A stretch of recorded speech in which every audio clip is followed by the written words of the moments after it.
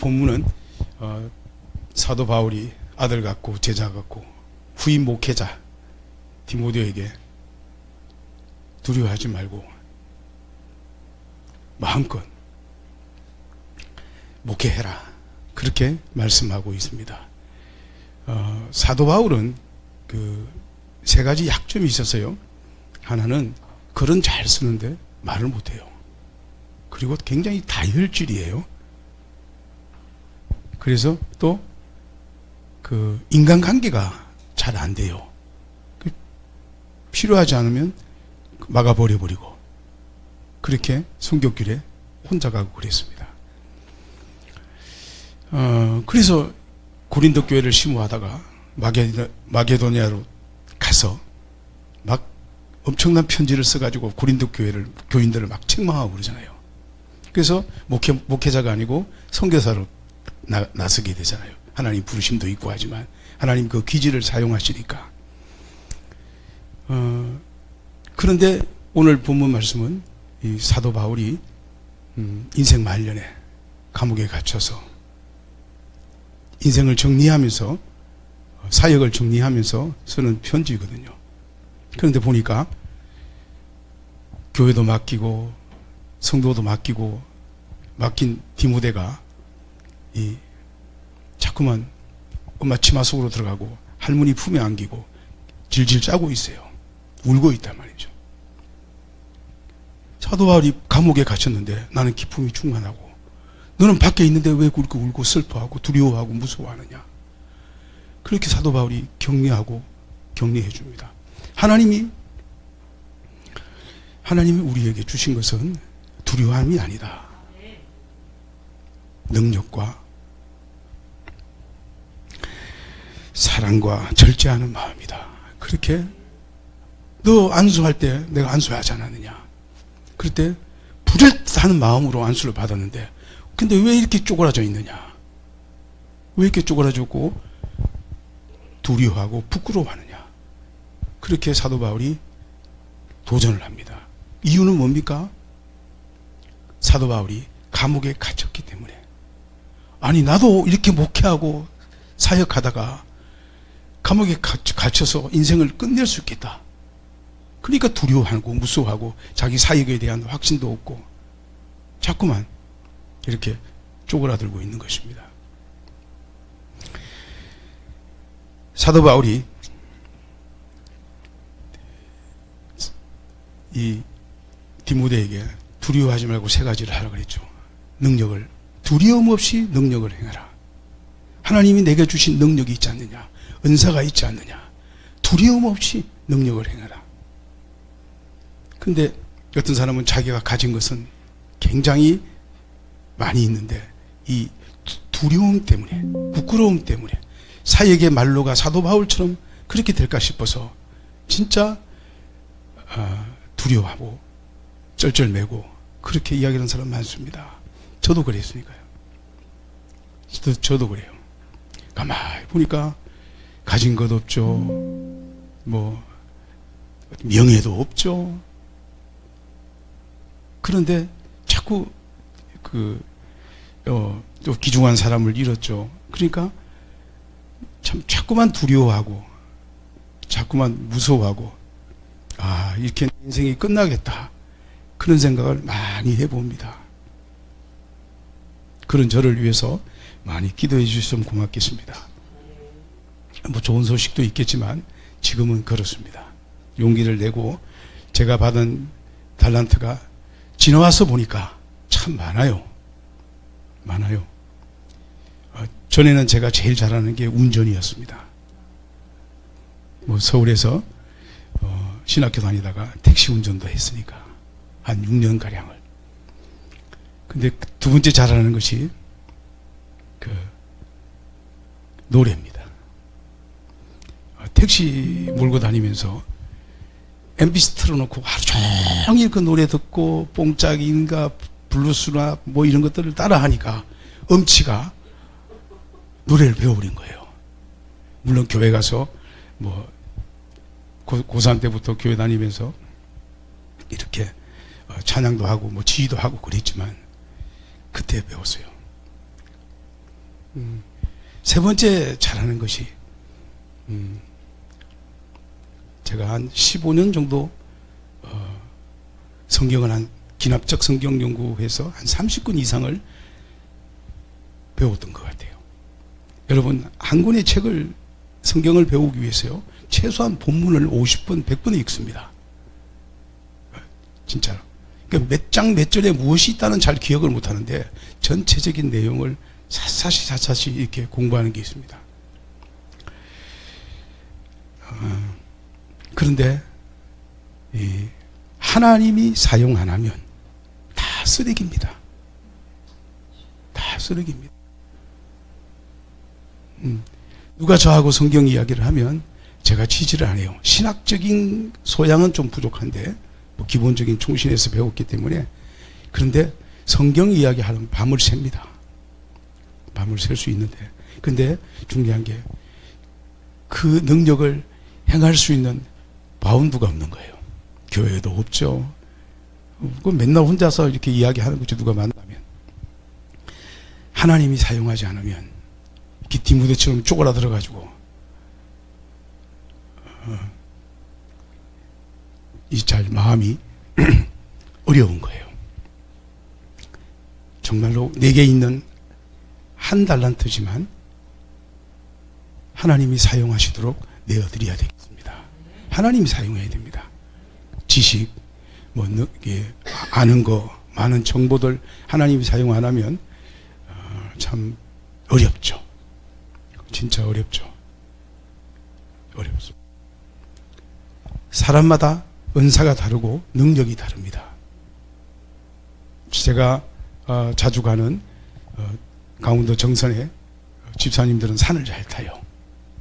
근데 저는 산을 못 탑니다. 헥헥대죠. 그 계단 내려가는 것도 힘든데, 근데 산을 잘 타요. 그래서 목사님 건강을 위해서 무슨 뭘 따가지고 저한테 많이 줘요. 근데 그것도 해먹지도 못해요. 그냥 담가놨다가. 여러분, 우리에게 가진 은사와 능력을 예수 이름으로 사용해야 됩니다. 두려움 없이. 또 두 번째는 하나님이 우리에게 주신 사랑. 두려움 없이 사랑해야 됩니다. 사랑하는데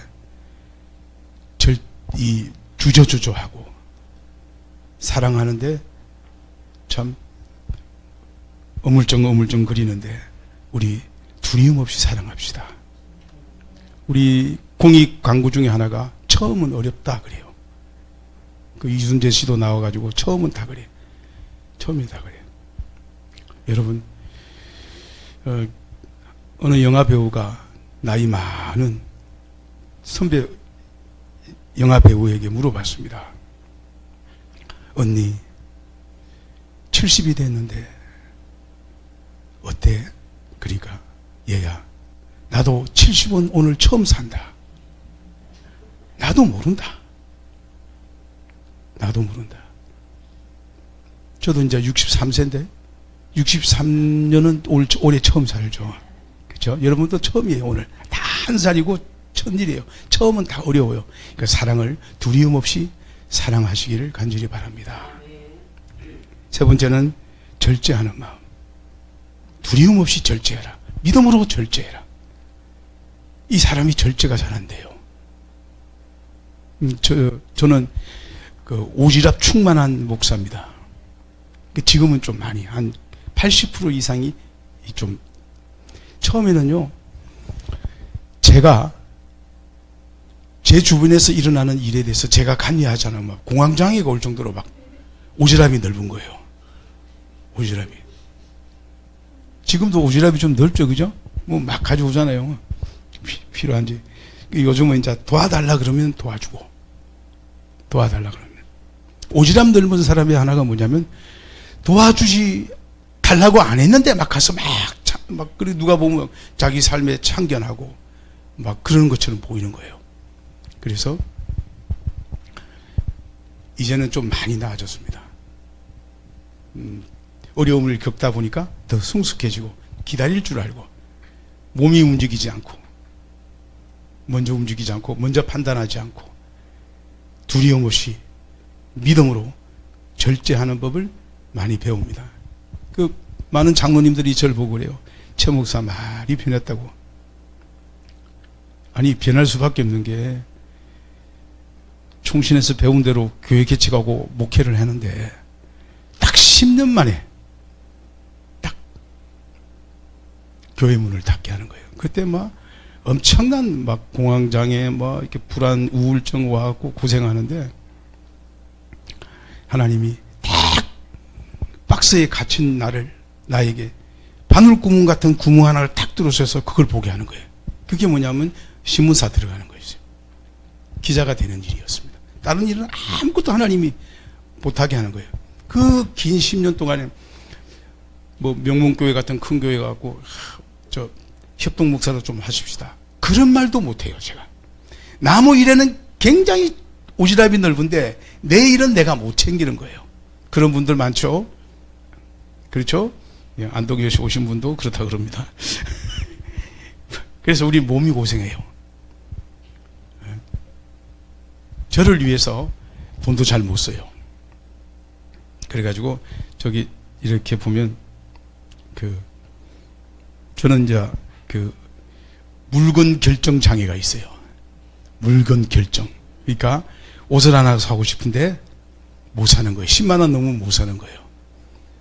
그러면 이제 돈을 줘가지고 저거 사줘 그래요. 그러면 30만 원 줘가지고 10만 원 짜주면 또 20만 원 자기 먹잖아요. 그렇게 못 사요. 이게 옆에 있는 사람은 뭐 음식 결정 장애가 있어요. 시장에 가면 콩나물밖에 안 사와요.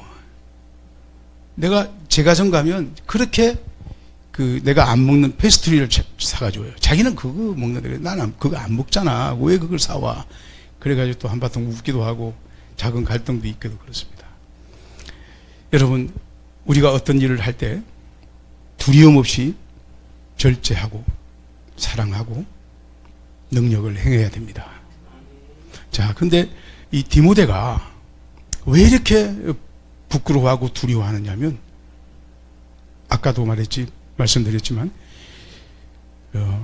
사도 바울이 자기 롤모델인데 지금 복음 전하다가 주의 사역을 하다가 감옥에 갇혀버렸잖아요. 곧 죽게 생겼거든요. 나오지 못해요 이제. 근데 그걸 보고 나도 어렵겠구나. 그러니까 자꾸만 엄마 뱃속 치마 속으로 들어가고 할머니 품에 안겨 가서 목회자가 그렇게 쪼그라들어 버린 거예요. 왜 그러냐?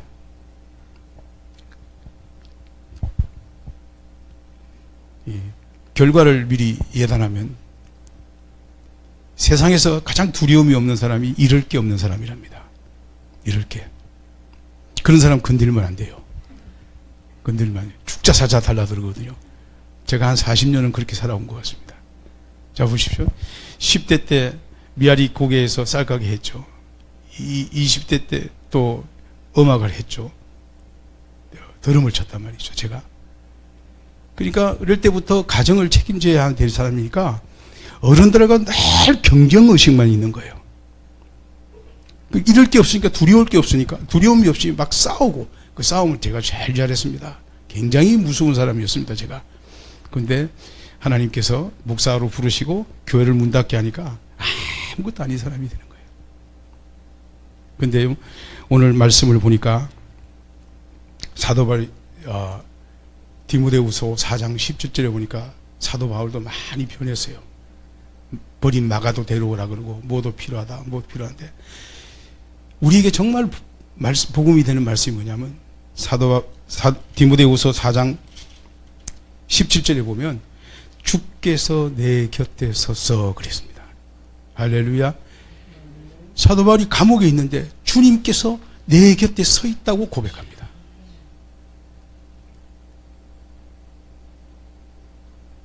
나의 가는 이 길 끝에 주님을 보리라. 그게 저는 마지막 제 찬송이기를 바라거든요. 세상 떠나서 눈을 뜨는데 주님이 안 계시고 이상한 게 있으면 우리 지옥 간 겁니다. 주님 계시면 주님이 나를 영접하는 거예요. 근데 사도 바울이, 감옥에 갇힌 사도 바울이 주께서 내 곁에 서서라는 고백을 합니다. 디모데에게 힘이 되겠죠, 그죠? 주님이 내 곁에 서서. 그런데 이 주님이 내 곁에 섰다는 말이 한 번 더 나와요. 사도행전에서 스데반이 순교할 때 주께서 보좌에 앉았다가 벌떡 일었습니다. 순교할 때 스데반의 고백이 뭡니까? 주께서 보좌에 서서 순교자의 죽음을 본다는 겁니다. 사도 바울에게도 그랬고 스데반에도 그랬고, 주님이 우리 선교사님 사역지에 주의 이름으로 행할 때마다 주께서 벌떡벌떡 서서 여러분들을 격려하고 위로하고 있음을 말씀드립니다. 여러분, 다 같이 힘을 내십시다. 저도 힘을 내겠습니다.